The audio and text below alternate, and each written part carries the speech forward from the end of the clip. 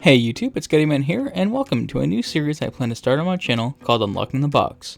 For the first episode, we'll be digging into the newest lockbox, the Angel's Wake lockbox. In this series, I'll take an in-depth look at the items that can be won inside the box, as well as any additional items found in the lobby store. This series will only cover the unique items found inside the box, and not the prices that can be won in other boxes. The first thing we'll take a look at are the two new kit modules. The first is the Baul Drone. Its attacks deal physical damage, penetrating 80% of the enemy's shields, and disabling them for 3 seconds. Additionally, when it's destroyed, it recovers 75% of the remaining recharge time. The second of the two is the Baul Obelisk Network. This is basically just a crystal prism with one less charge. They do look really cool, however. The big difference, though, is that each obelisk lasts for 90 seconds as opposed to the prism's 40. There are also 3 career-specific kit modules. Engineers get Shield Reinforcement Network. This provides a bubble in which all allies receive temporary health based on the number of allies also within the bubble. Science officers get Temporal Anomaly Containment. It will deploy and tractor an enemy, taunting and holding them in place. Once the enemy dies, a new one will be chosen. Finally, tactical captains get Tactical EMP Bombardment. This will rain down EMP blasts from space, disabling mechanical abilities of foes and dealing severe damage to mechanical enemies like drones or the Borg.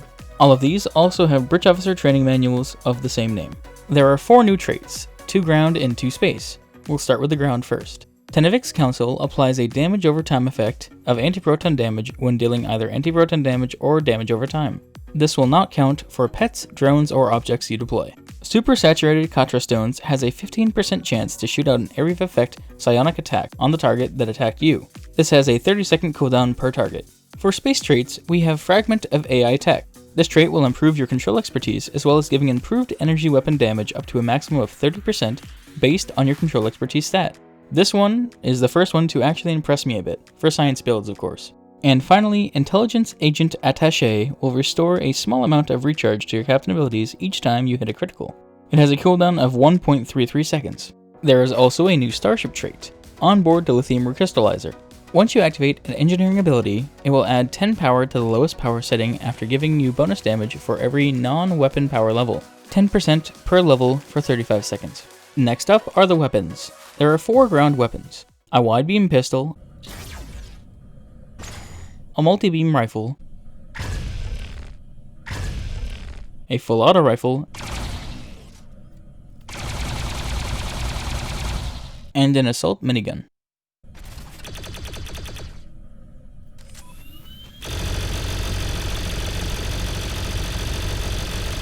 Each of these have a unique refraction mechanic that allows the damage to bounce off and deal 5% of the damage to another target.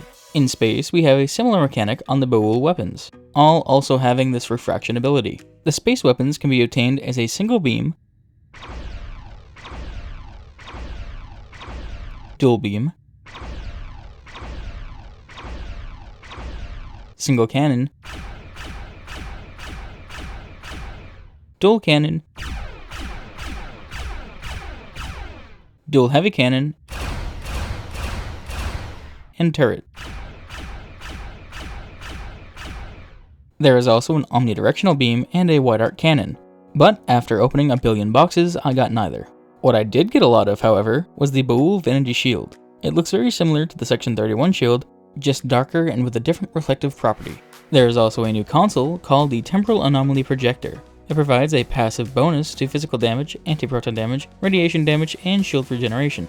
It also has a clicky called the Time Tsunami. It will launch at a foe lingering for 10 seconds and dealing anti-proton damage as well as taking their weapons offline. As for lobby items, you can buy the Baul linked Sentry Anti-Proton Omni,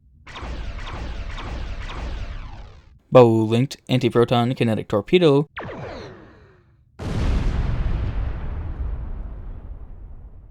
and Baul linked Sentry Coordination Matrix Console. The torpedo has the same refraction as the other weapons, which I think is really cool.